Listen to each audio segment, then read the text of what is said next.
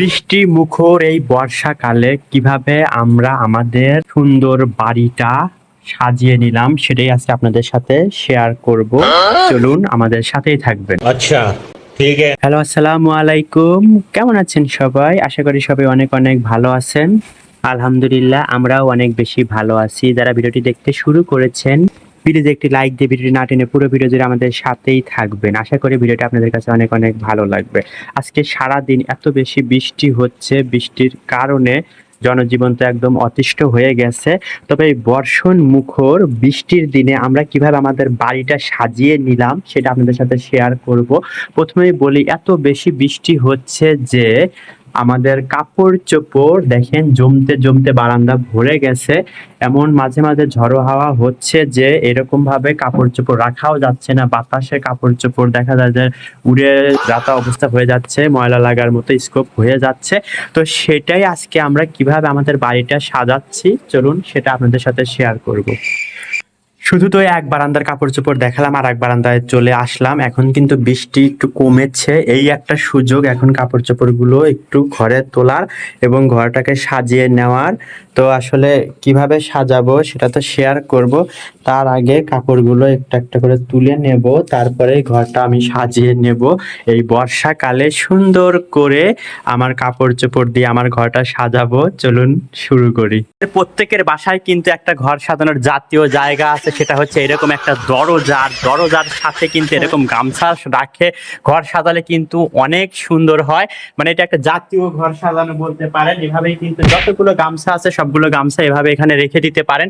এভাবে কিন্তু বর্ষাকালে আমরা সহজেই ঘর সাজিয়ে নিতে পারি। আসলে এটা শুধু শখের সাজানো না, এটা কিন্তু বাধ্য হয়েই সাজানো। কারণ বর্ষাকালে কাপড় চোপড় এভাবে শুকাতে চাইলে একই সাথে এক ঢেলে দুই পাখি যেমন শুকোয়া যাবে, সেরকম আবার ঘরটাও কিন্তু সুন্দর মতো সেজে উঠবে। দেখেন কত সুন্দর লাগছে, তাই না? তাই না? এরপরে নতুন একটা ইউনিক আইডিয়া দিচ্ছে, সেটা হচ্ছে চেয়ারের উপরে আপনার বাসায় যতগুলো চেয়ার আছে সবগুলো চেয়ারের উপর এভাবে একটা দুইটা করে কাপড় কিন্তু অনায়াসে দিতে পারেন। এতে কিন্তু ঘরটা মানে সুন্দর দেখাবে, অনেক সুন্দর দেখাবে। আর দেখেন এই যে ভেজা কাপড়গুলো এরকম ভাবে কিন্তু দিলে ভেজা কাপড়গুলো শুকিয়ে যাবে এবং ঘরটাও কিন্তু সুন্দর মতো একদম আউটলুক অন্যরকম ভাবে দেবে। এরকম ভাবে কিন্তু আপনারা চাইলেই এই আইডিয়াটা ব্যবহার করতে পারেন। আমার বাসায় আরো কয়েকটা চেয়ার আছে, সেই চেয়ারগুলোকেও কিন্তু আমি এভাবে সাজিয়ে নিতে পারি। দেখেন একদম মানে সহজ, একদম সহজ পদ্ধতিতে বিনা খরচে আমি এভাবে আমার ঘরটা সাজিয়ে নিচ্ছি। আর এখানে আরেকটা টি শার্ট দিলাম, দেখেন একটা ছিটের উপরে আর একটা এরকম হ্যান্ডেলের উপরে এভাবে কিন্তু সুন্দর মতো সাজিয়ে নিলাম। ম্যাচিং ম্যাচিংও হয়েছে, কিন্তু এটা চাইলে আর একটু ঝুলিয়েও দিতে পারেন, এতে এটা তাড়াতাড়ি শুকিয়ে যাবে। আর এটা কিন্তু এরকম ভাবে নিলে দেখেন একদম রেড রেড ম্যাচিং হয়ে গেছে, খুব সুন্দর লাগছে। দেখেন দেখেন এরকম আইডিয়া কেউ শেয়ার করবে না, শুধু আমিই শেয়ার করলাম। ঘরের প্রত্যেকটা জিনিস নতুন রূপ ধারণ করছে, তাহলে ডাইনিং টেবিলের চেয়ারগুলো কেন রূপ ধারণ করবে না? দেখেন চেয়ারগুলো কিন্তু আমরা চাইলে এভাবে সুন্দর করে সাজিয়ে নিতে পারি। শুধু একটা জিনিসই খেয়াল রাখতে হবে, সেটা হচ্ছে চেয়ারের সিটের উপর কিন্তু কোনো কাপড় চোপড় এভাবে দেওয়া যাবে না। কারণ যেহেতু খাবার জন্য হলেও টেবিলের আর কি আমরা যখন খাই তখন কিন্তু চেয়ারগুলোতে বসি, ঠিক তখন কিন্তু এগুলো ভেজা কাপড়ে বসলে পাছা ভিজে যাবে। আর এরকম ভাবে কিন্তু সাইড দিয়ে আমরা দিতে পারি, এতে কিন্তু কোনো সমস্যাই হবে না। যেমন দেখেন একদম আউটলুকটা একদম অন্যরকম দেখাচ্ছে, অপরূপ। বর্ষাকালে শুধু এরকম কিন্তু আমরা একদম সহজেই এভাবে ঘরটা সাজিয়ে নিতে পারি একদম বিনা পয়সায়। দেখেন আমার ডাইনিং টেবিলের লুকটাও চেঞ্জ হয়ে গেল। আমার বাসার মতো যাদের বাসায় অনেকগুলো রুম এবং অনেকগুলো দরজা, তাদের কিন্তু একটু বেনিফিট একটু বেশি। কারণ যে কোনো বড় বড় কাপড় চোপড়, এই ধরেন লুঙ্গি, তারপরে বেডশিট, কম্বল বা যাই বলেন কাঁথা, এরকম ভাবে কিন্তু ঝুলিয়ে দিলে অনায়াসে অনেক দূর পর্যন্ত এটা রাখা যাবে। মানে এত সুন্দরভাবে কিন্তু সাজানো যাবে, যেটা মানে আর কি অনেক বড় একটা বেনিফিট, এরকম দরজা থাকার বেনিফিট। তো এভাবে কিন্তু আমার দেখেন এই যে রুমের আউটলুকটা একদম চেঞ্জ হয়ে গেল, দেখতে কিন্তু অসাধারণ লাগছে, তাই না? এইভাবে আমার কিন্তু এই রুমের দরজাটা আমি সুন্দর করে সাজিয়ে নিলাম আর আমার ঘরের লুকটাও কিন্তু চেঞ্জ করে নিলাম। তবে আমার যেটা মনে হচ্ছে, আমি এখানে লুঙ্গি না রেখে কিন্তু বেডশিটটা রাখলে অনেক অনায়াসে বেডশিটটা এখানে ঝুলানো যাবে আর লুকটা মেবি আরো বেশি সুন্দর লাগবে। তো চলুন আমি এটা ট্রাই করে দেখি কেমন লাগে। আপনারা মতামত দিতে পারেন কোনটা বেশি ভালো হয়েছে। তো আমি এই তো দরজার সাথে এই লম্বা বেডশিটটা দিয়ে দিচ্ছি। বেডশিটটা যেহেতু একটু ভেজা ভেজা আছে, এটা একটু আলাদা করে এখানে দিলে এবং একটু ঝুলিয়ে দিলে আমার মনে হয় অনেক বেশি ভালো হবে। আর আসলে এক হাতে মোবাইল ধরে আর এক হাতে কাজ করা আসলে অনেক বেশি কষ্ট হয়, বিশেষ করে সাজানোর ক্ষেত্রে সুন্দর মতো কিন্তু সাজানোই যায় না। দেখেন বেডশিট ঠিকানে আমি দেওয়ার সাথে সাথে কিন্তু লুকটা কিন্তু অনেক বেশি চার্মিং হয়ে গেছে, তাই না গাইস? আর যেহেতু এই অর্ধ ভেজা লুঙ্গি খানা আসলে কোথায় রাখবো, এটা কিন্তু এখানে রাখা যায়, যেহেতু এত বেশি ভেজা না যেটা অন্য কাপড়কে ভিজিয়ে দিবে। তো এভাবে কিন্তু এখানে ছড়িয়ে দিলে অনেক সুন্দর মতো দেখেন এটা গোছানো হয়ে যাচ্ছে, আর দেখতেও কিন্তু অনেক সুন্দর লাগছে, তাই না গাইস? এখানে আমি একটা ফুলও রেখেছি, তার সাথে দেখেন ম্যাচিং ম্যাচিং বাস্কেট। ওয়াও, খুবই সুন্দর লাগছে এইটা এখানে রাখার পরে।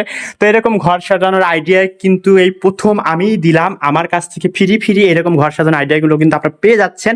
আর এই আইডিয়াগুলো কিন্তু আমার একদম ইউনিক একটা আইডিয়া, আর এই আইডিয়াগুলোর মাধ্যমে ঘর সাজাতে কিন্তু আমার কোনো ধরনের খরচ নাই, একদম বিনা পয়সায় আমি এভাবে ঘরটা সাজিয়ে নিচ্ছি। মোটামুটি সবার বাসাতেই কিন্তু এইরকম সুযোগ সুবিধা আছে, মানে ফ্রি ভাবে ঘর সাজানোর। আর যাদের মনে করেন যে আরো একটু সুন্দর করে সাজাতে চাচ্ছেন, তারা কিন্তু চাইলেই এরকম ভাবে বাসায় দড়ি টানিয়ে নিতে পারেন। দড়ি টানিয়ে তারপরে এই বর্ষাকালে এইভাবে কিন্তু ঘরগুলো সাজিয়ে নিতে পারেন। আমার এই 3 নাম্বার ঘরটাতে আসলে সেভাবে কিছু রাখি না, এখানে আসলে মানে সাজানো হয়ই না।